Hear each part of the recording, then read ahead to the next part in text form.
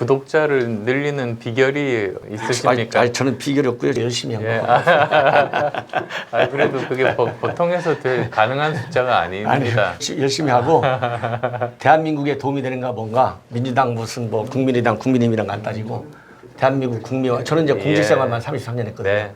그래서 우리 공직생활 할 때 항상 하는 게 국가와 국민을 위해서 일하자거든요. 예. 그래서 저는 솔직히 죄송한 말씀이지만 머리에 박혀 있습니다. 그래서 국가와 국민에 도움이 되는 유튜버.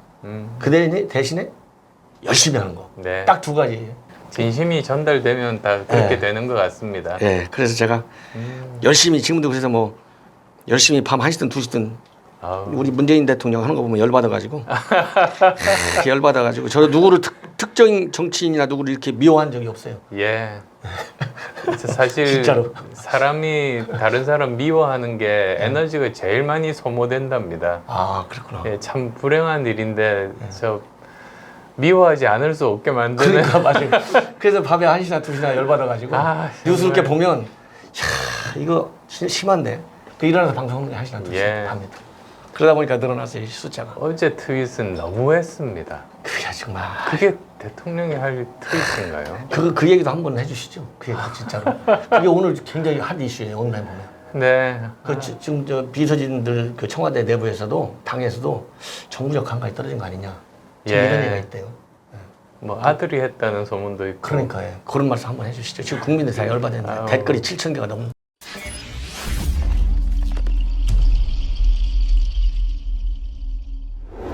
안녕하십니까. 전옥현 안보정론입니다.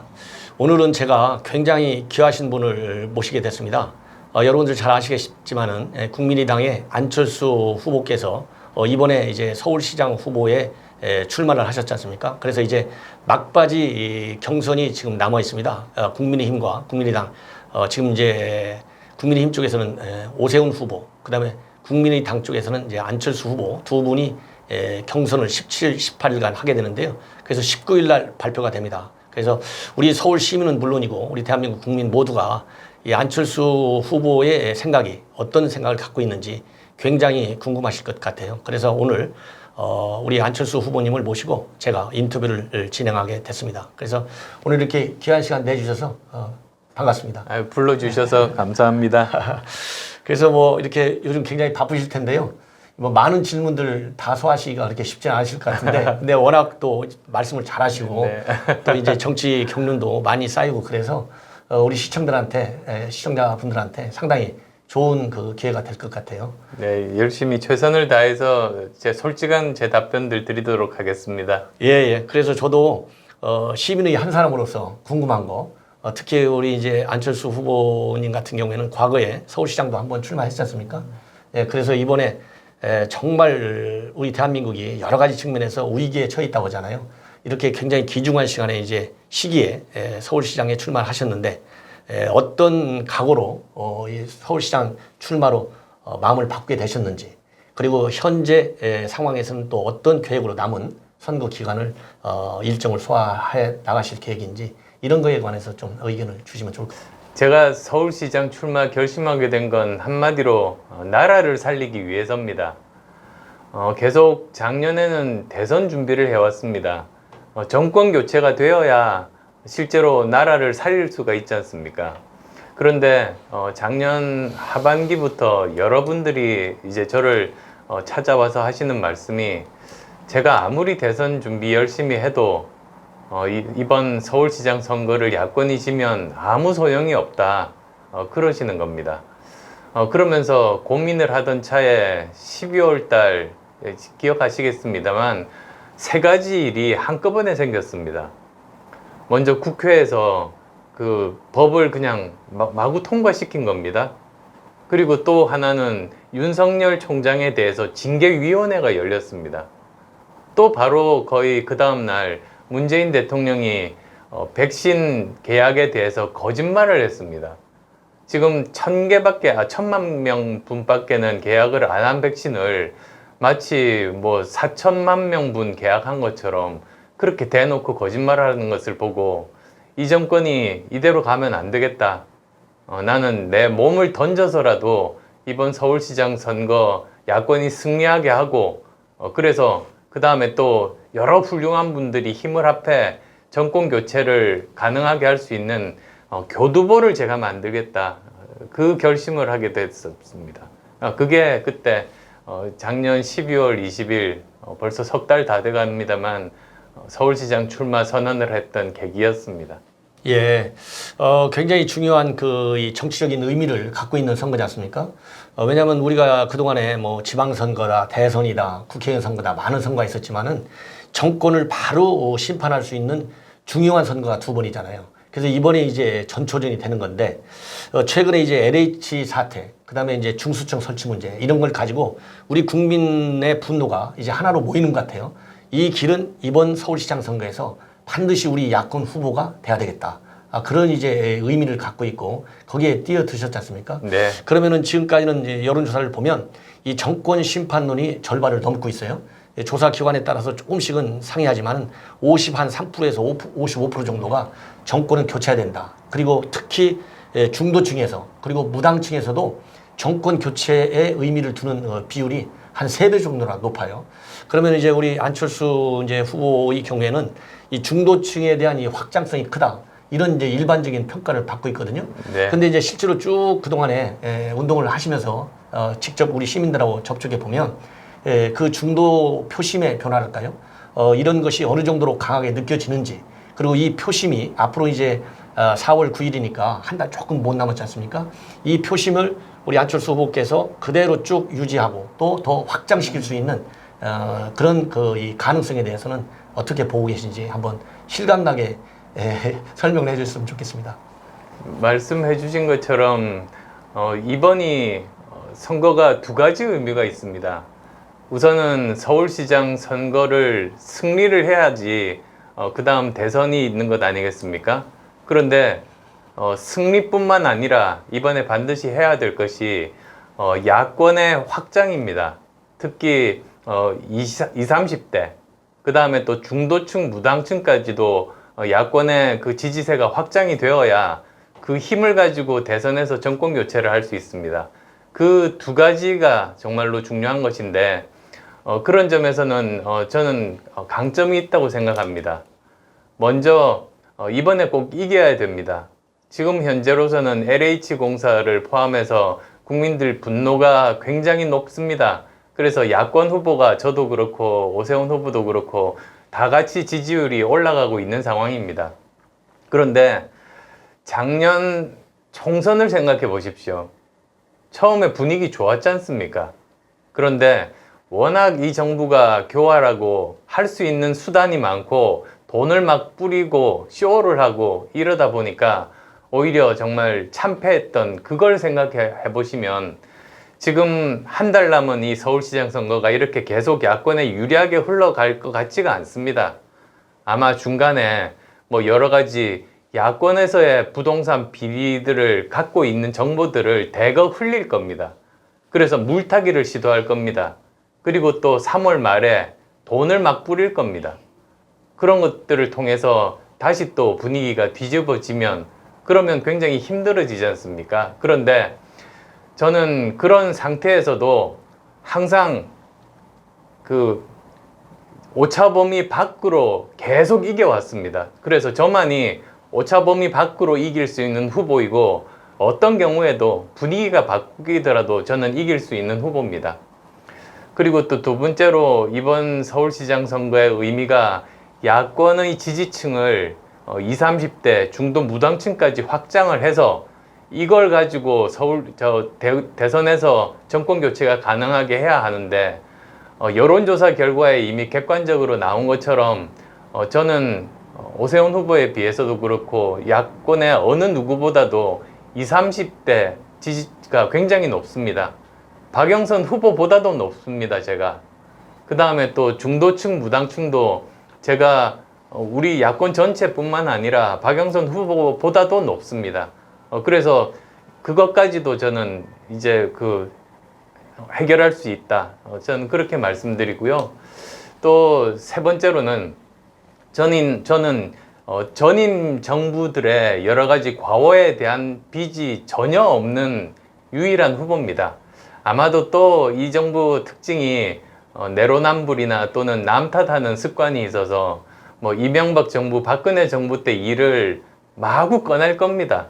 그러면서 그 야권을 공격을 할 텐데 저는 빚이 전혀 없는 사람입니다. 그래서 그런 공격을 저한테 해봤자 먹히지를 않습니다. 그래서도 승산이 저는 높다고 봅니다. 그런 의미에서도 야권을 지지해 주시는 많은 분들께 이런 점들을 알려드리고 지금 현재 그 이유 때문에 민주당과 박영선 후보가 제일 두려워하는 후보가 저 안철수 아니겠습니까? 끝까지 이 기조를 견지해서 야권 단일 후보가 되고 그리고 꼭 승리로 보답을 하겠습니다. 예, 아주 뭐 각오가 대단하신 것 같아요. 왜냐하면 지금 현재 여권이 하는 걸 보면 이 정상적인 이 상식 수준의 그런 예. 정치를 안 해요. 그렇기 때문에 지금 우리 안철수 후보께서 생각하시는 정상적인 수준의 선거 전략, 정상적인 수준의 선거 활동, 이거가 안 먹힐 수가 있어요. 왜냐하면은 이게 페어플레이를 해야 되잖아요. 근데 여권의 생각을 지금 보면 국정 전반을 취임 출범 이후 지금 이제 4년이 지났지 않습니까? 지금까지 보면은 좋은 말씀해 주시지만 내로남불, 조로남불, 추로남불 다 이게 이상한 나라로 만들어 왔거든요. 그래서 그런 함정에 우리가 빠지지 않아야 되고 거기에 또 말려지지 않아야 되는 것 같아요. 그래서 지금 현재 전 정부 어느 정부에도 빚이 없다. 이 얘기는 제로 베이스에서 서울시가 잘못 운영해 온 거 이거 깔끔하게 정리할 수 있다는 아주 좋은 의미를 함축하고 있는 것 같습니다. 그래서 그거를 선거 전략에 잘 활용해서 우리 시민들이 그야말로 몸에 와 닿는 그런 그 활동이 필요한 것 같고요. 그리고 지금 우리 안 후보께서 말씀하시는 거하고 또 달리 오늘 나온 보도에 의하면 이제 박영선 지금 현재 여당 후보의 경우에는 우리 이제 안 대표님하고 이제 워낙 잘 알기 때문에 본선에서 안 대표님하고 붙는 게 자기는 제일 쉽다는 거예요. 그래서 오세훈 후보를 지금 때리고 있다. 그래서 본선에 안 대표께서 올라오면 자기는 자신 있다. 이런 보도가 나오고 있어요. 거기에 대해서는 또 어떻게 생각하시는지 좀 궁금합니다. 예, 그 원래 선거에서 자기들 전략을 솔직하게 그렇게 이야기하는 정치 세력은 없습니다. 그쪽에서 저는 자신 있다. 그래서 오세훈 후보 비판만 한다고 공개적으로 말하는 거는 그거는 사실은 반대로 생각하고 있다. 저는 그렇게 생각하시면 된다고 봅니다. 그러니까 그쪽에서는 오히려 오세훈 후보가 이제 만약에 후보가 되면 자기들은 너무나도 좋습니다. 왜냐하면 아마도 지난 5년 동안, 그러니까 15년 전부터 10년 전까지 5년 동안 서울시장을 하면서 여러 가지 일들에 대한 자료들이 그쪽이 다 가지고 있습니다. 뭐 사실이 아닌 것도 있고 사실인 것도 있고 이런 것들 가리지 않고 다 가지고 있다가 공격할 채비를 할 겁니다. 그 다음에 또 왜 서울시장을 그만뒀느냐, 그리고 왜 아이들 밥 주는 거 가지고 트집 잡느냐, 그런 공격을 아마 만약에 오 후보가 단일 후보가 되면 선거 기간 내내 할 텐데요. 그러면 오 후보 입장에서는 계속 추궁당하는 것에 대해서 그냥 설명하다가 시간을 다 보낼 겁니다. 그런데 저는 그게 말이 안 된다고 생각하는 것이, 이번 선거는 민주당을 추궁해야 되는 선거입니다. 아니, 전임 시장이 성추행으로, 성범죄로 이루어진 것이고, 그리고 또 저 박영선 후보 같은 경우는 이 정부의 핵심 요직에 있었던 장관 아니었습니까? 그러면 이 정부 실정에 책임이 있는 사람이죠. 그리고 또 지금 현재 캠프, 제가 먼저 문제 제기를 했습니다만, 이 캠프 구성의 주요 멤버들이 박원순 시장 성추행을 당했던 그 피해자를 보고 피해 호소인이라고 그렇게 불렀던 3인방이 요직에 있습니다. 그러니까 선거 기간 내내 우리가 추궁을 해야 되는 선거입니다. 그런데 이거 반대로 추궁 당하면 되겠습니까? 저는 추궁 당할 것 하나도 없고, 오히려 박영선 후보가 어떤 사람인지 제가 잘 알고, 그쪽은 사실은 비문이었습니다. 지금 현재 대통령에 대해서 반대하는 입장이었었거든요. 그건 뭐 이미 다 보도로도 있고 다 아실 텐데요. 제가 들은 이야기가 많기 때문에 저한테 뭐 어떻게 이야기할 수 없을 겁니다. 지금 굉장히 좋은 지적을 해주셨어요. 이번 선거 서울시장 선거만 600억이 넘게 들잖아요. 이거 민주당에서 다 내게 시켜야 돼요. 이런 건 이제 법적으로 좀 미비점인데 그렇습니다. 이제 이런 걸 또 이제 개선해 나가야 되는데 그렇다고 본다면 시민의 뜻을 존중하는 선거가 돼야 되잖아요. 시민을 무소하는 선거가 돼야 되는데 거기 뭐 지금 이거 3명 아주 지적 잘하셨어요. 그 3명 피해 호소인하고 이 장본인들이지 않습니까? 이런 사람을 전면에 내서서 캠프에서 뛰게 한다? 이거는 서울 시민을 무시하는 거고 여성을 무시하기 이전에 서울 시민 전체를 무시하는 거고 대한민국 국민을 무시하는 거예요. 이 부분에 대해서도 우리 시민들께서 반드시 그 자체로도 엄청난 심판의 선거가 돼야 된다는 당위론을 제공해주는 아주 중요한 저는 실마리라고 봐요. 그래서 그런 거를 우리 시민들이 좀 안 잊었으면 좋겠어요. 예, 그러니까 제가 그 피해 호소인이라고 피해자를 2차를 가해했던 그 여성 의원 3인방이 있지 않습니까? 그러니까 남인순, 그 다음에 진선미, 그리고 또 고민정 이렇게 3사람이 있는 건데 그 사람들 쫓아내라고 했더니 이제 오히려 거기서 하는 말이 뭐 여성 폄하라고 그랬습니다. 그래서 아니 그러면 변창흠 장관 쫓아내라고 말하면 그게 남성 폄하입니까? 그래서 오히려 제가 그래서 인터넷에서 반응을 봤더니 인터넷의 네티즌들이 박영선 후보한테 별명을 붙여줬더라고요. 폄하 호소인. 그래서 참 우리나라 국민들 정말 저 똑똑하다, 수준이 굉장히 높으신 분들이다, 그걸 또다시 느꼈습니다. 예, 하여튼 그래서 여러 가지 의미로 박원순 시장 본인이 참 어처구니 없는 그런 성추행 사건을 일으킨 것 자체도 우리가 잊기가 어려운데 잊을 수가 없는 건데 이 박영순 후보가 지금 남인순, 진선미, 고민정을 전면에 내세운 것 자체 그리고 매일같이 또 야권 후보들을 갖다가 비판하고 있잖아요. 예. 그래서 이럴 때일수록 우리 그러니까 순수 민주당 지지층을 빼놓은 중도 무당층까지 포함해서 왜냐하면 이번 선거는요 이념 선거가 될 수가 없어요. 그렇잖아요. 인간으로서 고위 공직자로서의 기본의 소양을 갖고 있느냐 안 갖고 있느냐 여기서부터 심판이 들어가야 돼요. 그래서 이 박영순 후보의 이 면면들 그리고 지금 활동하고 있는 거 그리고 이 박영순 후보가 대외적으로 공식적으로 얘기하는 내용을 보면 우리 서울 시민들이 잠이 안 올 것 같아요. 뭐 속된 말로 열받아가지고 그래서 그런 거를 우리 안 후보께서 잘 이렇게 포용해서 꼭 이길 수 있는 그런 선거 전략을 잘 구사해 주시기를 또 바라고요. 지금 현재 이제 단일화 협상이 지금 진행되고 있는데 이제 일부 언론을 보면 뭐 큰 소리가 났다, 뭐 이런 얘기가 있고 뭐 또 결렬됐다 이렇게 되어 있거든요. 그러면 뭐 잘 아시지만은 지금 언론 환경이 굉장히 지금 운동장이 많이 기울어져 있잖아요. 근데 이 조그마한 것도 침수 봉돼갖고 이거 봐라 이거 단일화 되겠느냐. 그래서 아름다운 단일화 아니니까 이거 기대할 거 없다. 그래서 단일화의 의미를 폄하시키려는 세력들이 많아요. 그래서 그런 그 단일화 협상 제가 보기에는 이제 중간 고비는 넘어가야 되지 않겠습니까? 내일 모레가 이제 19일 날 발표까지 해야 되니까요. 네.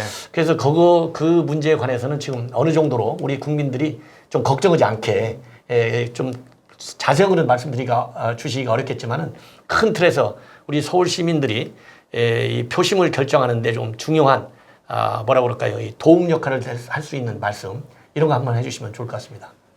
우선은 저 야권 지지자분들께 심려를 끼쳐드린 점 정말 죄송하게 생각하고 있습니다. 저는 후보들 간에 서로 오세훈 후보와 2번 만났습니다. 그리고 또 서로 합의를 이끌어내는데 하나도 어렵지 않았습니다. 서로 잘 합의를 했습니다. 그래서 저는 큰 틀은 후보들끼리 합의를 했으니까 남은 것은 여론조사 문항밖에는 없었습니다. 그래서 저는 잘 될 줄 알았습니다. 그런데 이렇게 협상 과정에서 후보들 간의 합의를 국민의힘 쪽에서 전혀 인정을 하지를 않았던 게 문제의 시작이었습니다. 그렇지만 지금 뭐 누구 탓을 하겠습니까? 그래서 저는 오히려 저희 실무진 협상팀에 그랬습니다. 이건 꼭 돼야 되는 거니까 대범하게 통 크게 제안들을 수용을 하라. 그리고 또 저는 국민의힘 협상팀에도 또 공개적으로 페이스북으로 부탁을 드렸습니다. 후보들 간의 합의에 대해서는 존중을 해주셨으면 좋겠다. 그걸 완전히 무시하는 것 자체는 좀 상식적으로 이해하기 어렵다. 좀 이해해 주시기 바란다. 그렇게 말씀을 드렸습니다. 그래서 이 합의가 제대로 돼야만이 결국은 우리가 서울시장 선거에서 승리하면 물론이고 사실 목적이 서울시장 선거 승리가 아닙니다. 정권 교체입니다. 정권 교체에 이것이 어떻게 도움이 되는가 그것을 기준으로 해야만 되는 것이니까 원만하게 합의하고 저희도 마찬가지입니다. 저희들은 통 크게 합의할 준비가 되어 있습니다만 지금 아마 문제가 되는 것 중에 하나가 그 사안이 몇 개가 있지 않습니까? 그러니까 TV 토론 방식에 대한 것, 그 다음에 또 여론조사 회사를 정하고 문항을 정하고 이런 게 있습니다. 저는 그냥 한 번에 합의를 하는 것이 불확실성도 줄이고 야권 지지자분들도 안심시킬 수 있는 방법이라고 봅니다. 그런데 국민의힘에서는 일종의 살라미 전략이라고 하죠. 사실 북한에서 쓰는 방법들 중에 이런 게 있습니다. 요거 하나 합의하고 요거 하나 합의하고 이런 식으로 계속 거기서 무언가를 얻어내려고 하는 방식으로 합의를 했던 것이었는데 우리는 그렇게 하면 안 된다고 봅니다. 오히려 통 크게 살라미 전략을 국민의힘에서 쓰지 마시고 통 크게 한 번에 합의해서 끝을 냈으면 좋겠다. 그런 부탁을 드리고 싶습니다. 예, 말씀 잘 들었고요. 하여튼 이 단일화에 대한 이제 기대도 기대지만은 단일화가 만약에 안 될 경우에는 뭐 여론조사 기관의 객관성을 꼭 믿을 수는 없겠지만은 전반적으로 이제 상식 수준에서 판단하는 것이 또 맞는 경우가 많잖아요. 그래서 네.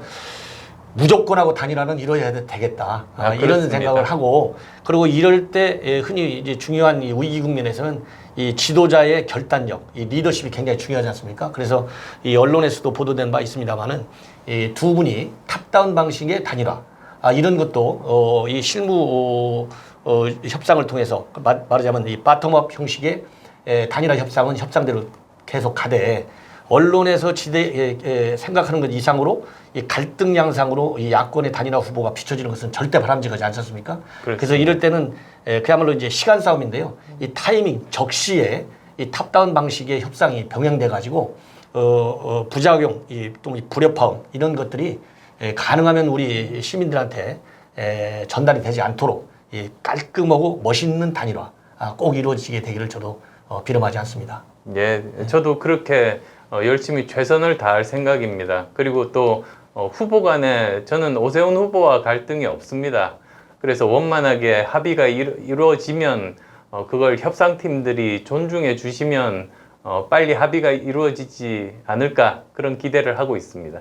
예, 그리고 이제 한두 가지만 더 말씀을 드리겠는데요. 지금 이제 윤석열 보도에 따르면 윤석열 지금 이제 전 총장 그 여론의 지지가 굉장히 뭐 압도적이지 않습니까? 뭐 2배, 3배 수직 상승하고 있으니까 뭐 이재명 지사 1강 2중 하다가 이제 지금 이재명 지사가 굉장히 지금 흔들리고 있다는 말도 나오고 또 탈당할 수도 있다는 말도 나올 정도로 그 지지세가 굉장히 빠르거든요. 그러다 보니까 이제 어차피 지금 윤석열 총장에 대한 지지는 야권에 대한 지지로 연결시키는 그 고리 역할을 할 수 있다고 봐요. 예. 그러다 보니까 우리 오세훈 후보는 오세훈 후보대로 또 우리 안철수 후보는 안철수 후보대로 이 윤석열 총장의 이 지지 여론을 나에 대한 지지로 해서 정권 교체에 디딤돌이 되겠다. 이런 작전은 불가피한 거지 않습니까? 그래서 그와 관련해서 이제 오세훈 후보 측에서도 이 윤석열 총장과의 소통 채널을 열어놓고 있다. 이렇게 밝힌 바 있어요. 그런데 우리 안철수 후보의 경우에는 과거에 한번 같이 만나서 정대철 의원이 추선해져서 이렇게 좋은 좀 얘기도 덕담도 하고 또 윤석열 총장이 일어나서 90도로 절을 했다. 이런 보도도 나왔어요. 그런데 언론에 아직까지 잘 안 알려진 얘기 중에서 우리 야권에 있는 최소한도 아까 말씀드린 대로 중도층 이상의 우리 서울 시민들이 볼 때 윤석열 총장의 저 정도 관계면 지지가 우리 안철수 후보한테로 연결되겠구나. 이런 생각을 할 수 있는 그런 사례 같은 것이 있으면 한번 말씀을 해줄 수 있는 범위 안에서 간략하게 언급해 주시면 어떨까 싶습니다. 제가 윤 총장님 이제 만나게 됐던 게 지난 2016년입니다. 그때 20대 총선 때 비례대표 거의 영순위로 영입을 하려고 저희 뭐 정치 선배이신 분 주선으로 해서 만나서 서울에서 같이 저녁을 먹었습니다. 그때가 보니까 그 윤 총장이 가장 힘들 때였습니다. 좌천돼 가지고 아주 한직으로 머물러 있을 때여서 저는 그러면 더 이상 어떻게 해보기가 힘든 그런 상황에서는 정치 쪽에서 뜻을 펼칠 수 있지 않을까, 그래서 비례대표 제안을 했는데 그분이 그래도 본인은 자기가 할 수 있는 한 끝까지 검사로서 역할에 충실하겠다고 진심으로 그렇게 말씀을 하시는 겁니다. 그래서 저는 참 그때 감명을 받았습니다. 그래서 저도 그때부터 뭐 지금까지 계속 호감을 느끼고 있었고, 또 전에 들려오는 말에 의하면 그분도 이제 저를 만난 다음에 그냥 이렇게 자기 생각만 하는 정치인과는 완전히 다른 사람이구나, 정말 국가를 위한 소명의식 때문에 정치를 하는 사람이구나, 이렇게 느끼고 뭐 호감을 느끼고 있다고 그렇게 전해 들었습니다. 그리고 또 그 이후로는 제가 직접 만난 적은 없습니다만 간접적으로 계속 그런 소식들을 듣고 있다, 그 정도만 말씀드리겠습니다. 예. 그리고 이제 마무리 한번 말씀을 한번 해주시면 좋을 것 같아요. 이제 우리 서울 시민 그리고 우리 전국의 시민, 왜냐하면 우리 안철수 후보님이야말로 대권 주자로서 오래전부터 우리 국민들한테 각인이 되어 있지 않습니까? 그래서 여러 가지 측면에서 이 마무리 말씀을 해주시는 것이 우리 야권에 상당히 힘이 될 것 같습니다. 그래서 한번 우리 시청자 분들을 위해서 또 우리 서울 시민을 위해서 한번 좋은 말씀 한번 해주시죠. 이번 서울시장이 정말로 중요합니다. 사실 어떻게 보면 1년밖에 못하는 시장이니까 뭐 누가 돼도 야권 인사 아무나 되면 상관이 있겠냐고 생각하시지만 사실은 그렇지가 않습니다. 우선은 이번은 1%의 착오도 있어서는 안 됩니다. 이길 수도 있고 질 수도 있고 이런 상황이 아니라 정말 확실하게 이기지 않으면 나라가 절단납니다.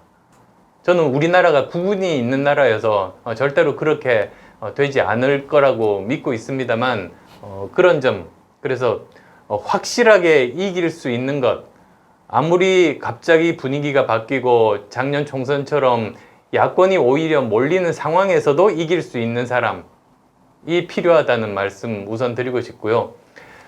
또 두 번째로는 대선을 위해서 우리의 야권의 그 지지층을 확장하는 작업, 그래서 20, 30대라든지 중도 무당층이 지금까지는 야권 지지자들이 아니었는데 이번이야말로 그렇게 영역을 확장할 수 있는 그 작업이 가능한 그런 시기입니다.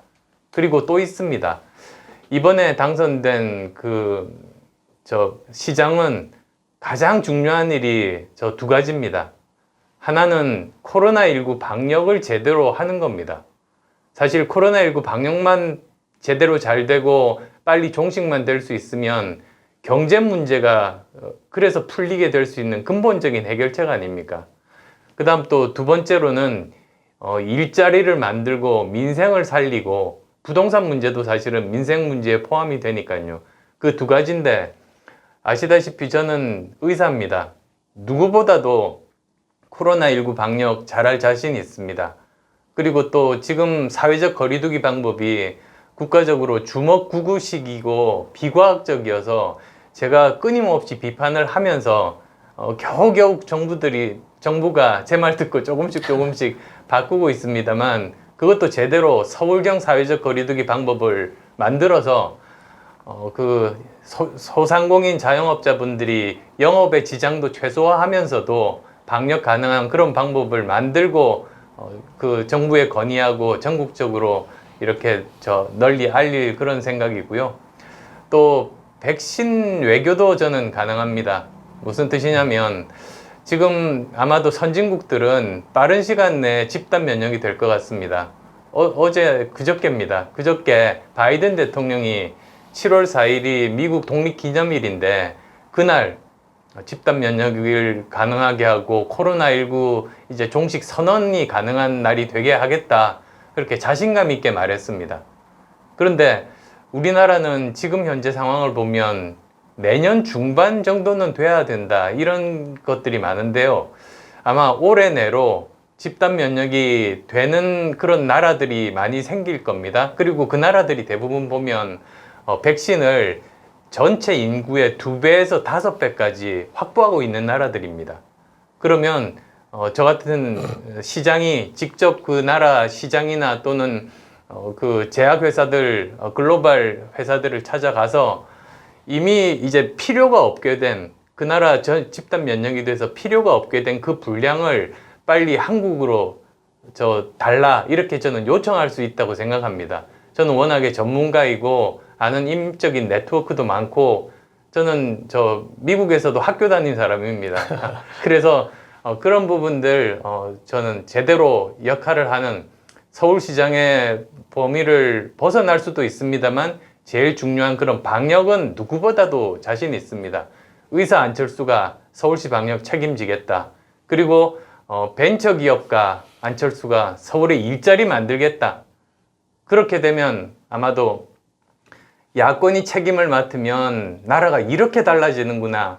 그걸 서울 시민들이 체감을 하시고 정권 교체에 더 많은 분들이 찬성을 하실 겁니다. 그래서 제가 좀 말씀은 길었습니다만 이렇게 이번 서울시장 재보궐선거에서 의미는 첫 번째, 야권이 확실히 이길 수 있어야 한다는 거. 두 번째로는 야권의 지지층을 중도 무당층 20대, 30대까지 확장을 해야만 우리가 정권 교체가 가능하다는 것. 그리고 또 세 번째로는 이번에 뽑히는 시장은 1년을 그냥 보낼 것이 아니라 우리나라의 그 코로나19 종식을 앞당길 수 있는 사람, 그리고 또 일자리를 만들 수 있는 사람, 그런 사람이 하면 정권 교체는 확실해진다. 그리고 저는 거기에 누구보다도 적임자라고 그렇게 확신하고 있습니다. 예, 굉장히 그 정리를 잘 해주신 것 같아요. 그래서 저도 이제 이 저렇게 안보정론 매일 방송하는 사람의 입장에서 그리고 또 유권자 입장에서 제가 한번 우리 시청자분들에게 말씀을 드리고 싶은 것은 우리가 작년 4.15 선거가 사실상 어떻게 보면 바람 선거가 됐어요. 뭐 이유가 여러 가지가 있겠지만은 그런데 바람 선거의 병폐 누가 지금 당하고 있어요? 우리 국민 모두가 당하고 있잖아요. 예. 그 1년간 얼마나 우리가 시달렸습니까? 그래서 이번 서울시장 선거는 모두에서 말씀을 드린 대로 바로 민주당 박원순 시장의 성추행 때문에 생긴 선거예요. 이 당원 당규 문재인 대통령이 만들어놓은 당원 당규를 자기들 멋대로 당원을 이름을 빌려가지고 고쳤어요. 그러니까 2번 민주주의 기본 원칙을 무시한 그런 선거가 된 겁니다. 그렇습니다. 그렇기 때문에 이번 선거만큼은 우리 유권자 여러분들께서 주변 지인들에게도 전부 당부를 하셔가지고 반드시 이성적인 선거, 절대 바람 선거가 아닌 정말 대한민국의 서울하면 이번에도 보니까 서울 미래 도시 경쟁력이요 40개 이상 단계가 떨어졌대요. 참 이거 얼마나 비극입니까? 처참합니다. 네, 그래서 기록을 가지고 근거를 가지고 논리적이고 이론적이고 합리적인 냉정한 선거가 돼달라. 그래서 대한민국 선거의 풍토를 바꿔내는 그야말로 서울시를 바꿔줄 수 있는 능력 있고 참신한 그리고 각오가 단단히 다져 있는 그럼으로써 내년 대선에서 반드시 정권 심판론을 살려가지고 이 문재인 정권의 정권 재창출을 막아낼 수 있는 그런 후보에게 심판을 이 투표권을 행사하는 것이 굉장히 중요하다 이런 말씀을 드리고 싶고 그리고 지금 어제 문재인 대통령이 요즘 그 뭐 온 가족 땅 투기 의혹과 관련해서 보도가 엄청 많이 나오고 있어요. 본인이 양산에 사저 산다 했는데 그것이 농지를 샀는데 대통령이 언제 참 재주가 좋아요. 언제 또 농사를 그렇게 많이 지어갖고 영농 계획서까지 다 승인받았다는 거 아니에요? 그리고 1월 달에 형지 변경 다 승인도 떨어지고 그러다 보니까 LH 사태하고 똑같은 방법으로 대통령이 투기한 게 아니냐. 이런 것이 지금 우리 국민들 사이에 굉장히 분노를 주고 있거든요. 그 다음에 딸 다주택 마찬가지고 그 다음에 천안 경기도 성남 분당 일대 그 그린벨트 사가지고 뭐 47억 이익을 봤다 이런 말도 있고 그러니까 뭐 대통령도 사람이니까 기분이 나쁠 수는 있어요. 그런데 그거를 SNS를 통해서 민망스럽다 이런 식으로 해가지고 지금 국민들이 굉장히 분노하고 있고 댓글이 뭐 7,000개 8,000개 지금 올라오고 있다고 하는데 문재인 대통령 여러 측면에서 하실 말씀이 많이 있겠지만은 한번 지금 문재인 대통령의 국정의 실패 문제점 그리고 그것이 우리 대한민국 발전과 서울시정에 얼마나 나쁜 영향을 주고 있는지 한번 말씀해 주시면 좋을 것 같습니다. 저는 처음에 그 대통령 트윗을 믿을 수가 없었습니다. 그게 대통령이 쓴 게 맞는지도 정말 믿기 싫었습니다, 사실은. 그런데 뭐 결국은 본인이 쓴 것 아니겠습니까? 그 인터넷에서 파파괴라는 말이 있습니다. 파도 파도 괴담만 나온다. 지금 그런 형국인 것 같습니다. 그러니까 사실 무슨 토지에 대해서 용도 변경 그거 누구나 쉽게 할 수 있는 거 절대로 아닙니다. 그러니까 짧은 시간 내에. 그리고 또 농사를 지었다고 하시는데요. 그러면은 이번에 재난지원금 대상이 또 되실 것 같습니다.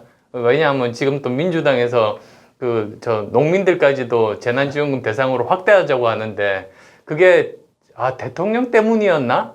이런 생각까지도 하는 네티즌까지도 있을 정도입니다. 무슨 그게 용지 변경을 해도 무슨 사유재산이 아니라고 말씀을 하시는데요. 그러면 왜 김대중 대통령님 사절을 아들들이 지금 싸우겠습니까? 그게 상속이 가능한 것이거든요. 그게 재산입니다. 그래서 그것들이 사실 변명할 수 없는, 사실은 오히려 사과하고 바로잡아야 될 것인데 오히려 정말 제가 입에 담을 수 없는 그런 식의 설명을 하신 것에 대해서 많은 국민들이 분노하고, 저도 방송이라서 그렇게 표현은 자제하겠습니다만 있을 수 없는 일입니다. 저는 지난번 예전에 코로나19 방역의 주역은 의료진이라고 하지만 사실은 그게 의사들이 아니고 간호사였다. 그렇게 간호사와 의사를 이간질시킨 것, 그 다음으로 충격을 받았습니다. 이런 일에 대해서는 대통령께서 진솔하게 그 당시는 생각을 잘못하셨다든지 아니면 좀 술을 마신 다음이라고 하시든지 설명하고 사과가 필요한 부분이라고 저는 생각합니다. 오늘 여러 가지로 고맙습니다. 네, 불러주셔서 감사합니다. 수고하셨습니다.